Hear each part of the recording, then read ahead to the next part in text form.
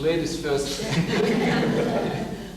may have been answered by the questions regarding medical care. When I was sitting there thinking about the focus, at least for people who can, women who can, to achieve professional educations, I was wondering how the status of the choice regarding reproductive health care and family planning is over in Russia, like say in relation to traditional values. And I was just curious what the situation is like, at least for the women who are able to make, if there are more choices for the women there who are able to have professional careers in relation to family planning or reproductive health care. Usually Russian women is between two fires. Between what? Two fires. Fires. To educate yourself and to care for family, to care for house. And it's difficult choice. But nevertheless, they prefer to be educated. And some polls show it that when women were asked, would you like to leave your job if your husband would earn double income instead of your job?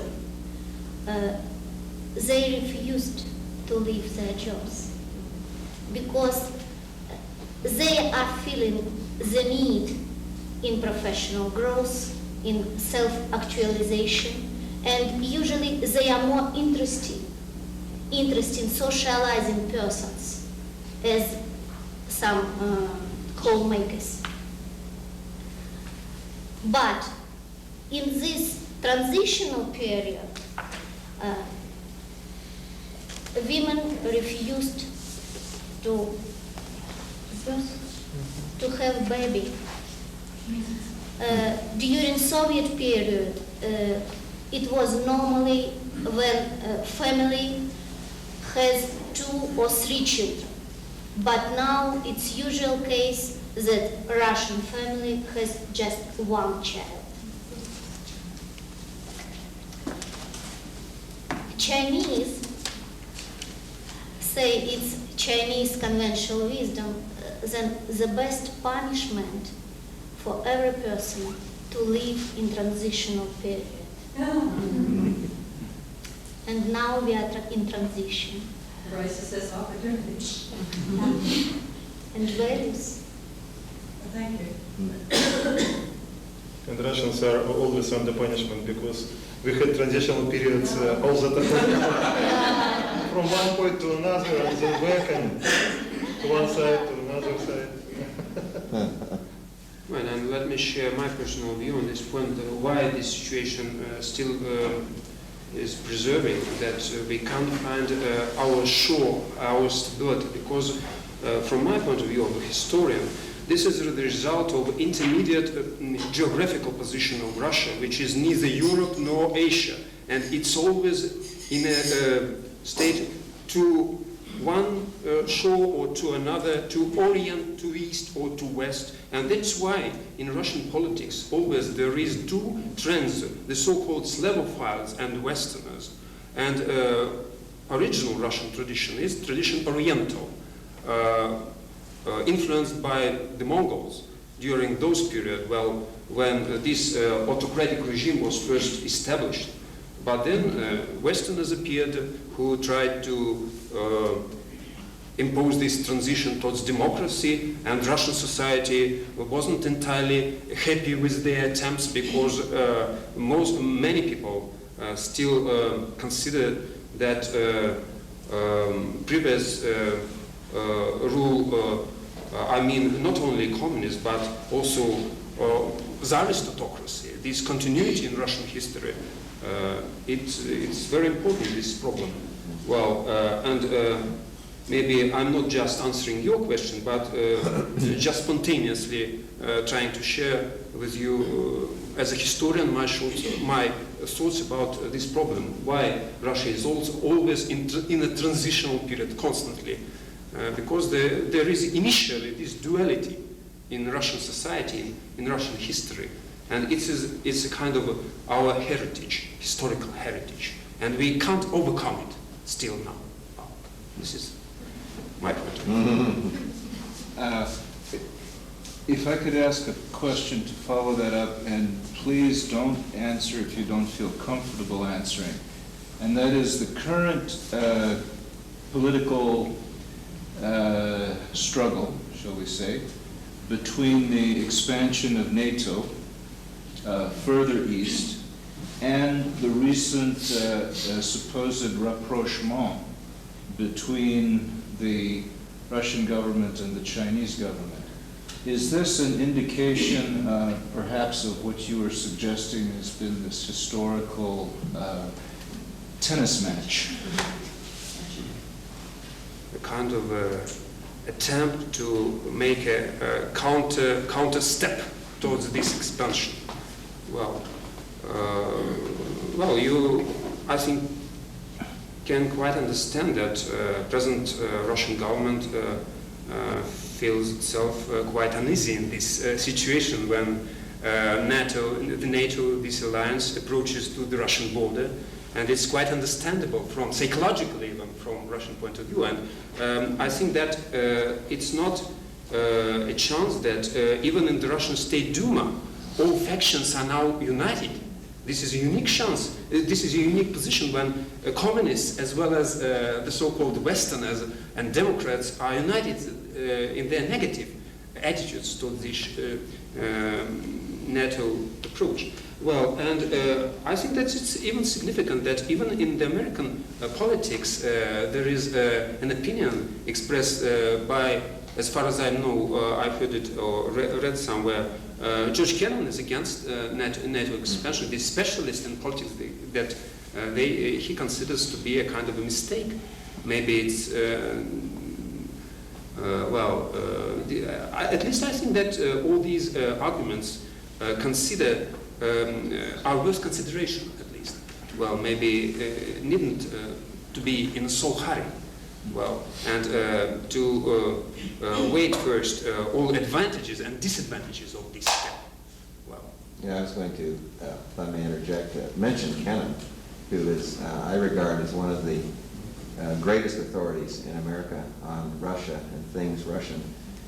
And his point is that if one views this whole process from the perspective of Moscow or Kazan or Yaroslavl, it looks much more threatening perhaps than it does from our perspective.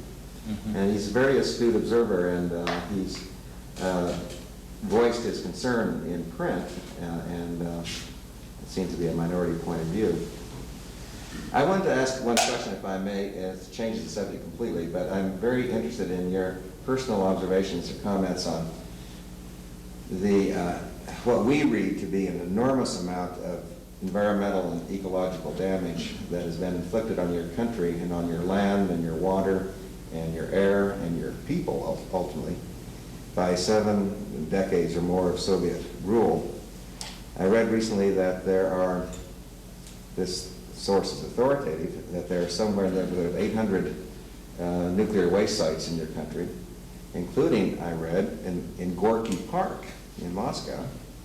I'm wondering, first of all, if this is a correct assessment, if the problem is as serious as we read it to be, and if so, how in God's good name are you going to find the money to repair this damage without global assistance?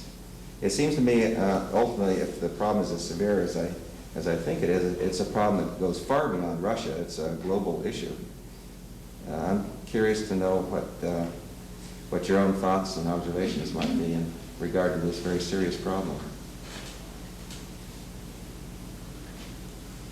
So let me start. I think there are lots of speculation about environmental damage, what was done in former Soviet Union. However, I probably personally, I don't know, I didn't see any serious academic studies made in Russia about real scale of this damage. For sure it was, because former Soviet Union, it was huge industrial power, and each power, it's unfortunately the progress related with some damage to nature and environment. However, let me just to move a little bit from the ecological issues in Russia to situation here in America. Not my first coming to United States, but I never stay like 8 months. And what I discovered in one of the most beautiful place in United States, I traveled here from the state of Maine to state of Hawaii, so I could compare. And if I recall the people around me in Kazan and here in Missoula, I see lots of people who are sick with cancer and asthma. Mhm. It seems to me asthma and cancer and asthma. So it's consequences of bad environment. I would say around people around me, people in my city, it's big industrial city, chemistry, defense industries, lots of them. So it's really global problem, Yeah, it's global problem. not It's- national problem. It's not national problem, but I would say I'm surprised to see lots of people with such serious diseases. Yeah. Like lots of kids here, my daughters, they attended school, and among classmates, a few of them, they have asthma. Like in classes of my daughters in Kazan, we don't have anyone with asthma. It's probably personal comparison, but I told you that I don't hear about serious comparative studies, because always American asked about environment. I traveled across Montana this winter with economic outlook seminar, and always somebody asked about environmental issues in Russia. So now I feel not so secure here in America because I see this, like Yeah. my neighbors, she also visiting professor, I don't like to say about her name and so on, Yeah. but she got cancer here. So it's like, it seems to me it's serious problem here, so we need more studies. It's serious global problem, and Yeah. we need to see more studies. If I could interject just a brief answer, the Russian Academy of Sciences and the Geography Division, academicians like Gerasimov and Rabchikov and so forth, have written extensively, even during the Soviet period, and more recently, and as participants in the IGU, International Geographical Union, there is a considerable amount of studies and comparative work regarding specific pollution problems. Arkhangelsk and in the north, there is a consortia between Sweden, Norway, Finland, and Russia to work on specific problems. The Norwegians are funding it, the Swedes are also providing some of the expertise, and this has to do primarily with nuclear wastes and things like that. So there are specific cooperations going on between specific parts or regions of Russia and other countries. I'd like to, Jim, I think you have had your hand up for a while. If you still have a question, take one more and then we'll give our panelists a break. Although I'm sure they'll stay around for more personal questions if you have them. Thank you. Sure. Here in America, we have a constant struggle to provide enough money for education at all levels. And I'm wondering, what is the status of funding for education at all levels? The lowest possible. It's a lower any imagination. It's very bad, unfortunately. I mean, the funding of education, because we still have good educators, good professors, but they are forced by economical factors to go to business, to banks, whatever. They could get some money to support family and themselves. And I'm really worried about educational system in Russia, because in Soviet In Soviet time, it was one of the real achievement of the system, that Soviet system of education was not so bad. And I could see, it's my colleagues, all of them graduated from Soviet universities, and from my point of view, they are really good in their fields. So, but now it's, I completely agree with Andrei, it's really down. Well, we in Russia still have education free, and this is a problem for especially institutions, because they absolutely are dependent upon funding from, yes, on federal level. And as far as these economic difficulties go on, this decline of industrial production goes on. So taxes are not collected, and state can't allocate only funded for the education. So, and maybe students are still happy because they do not pay for their studies, but professors, teachers suffer that they do not get their wages. And this is the problem now. I think that the problem is that our, at least in Yaroslavl, I don't know about other cities, big firms, private enterprises don't give any money to education. And if it was so, a kind of charity from big corporations, it would be much easier, because a big corporation can give very easily some money which could be very helpful for educational organizations. So, because state couldn't, of course, doesn't want to fund all education. So, we have also private schools, but they're also not in a very good condition, as far as I know. And some private schools are closed because of lack of money. Paradoxically, but there is some sort of gap, some sort of contradiction between very low social recognition of educational status now and personal concerns of some parents how to educate their children.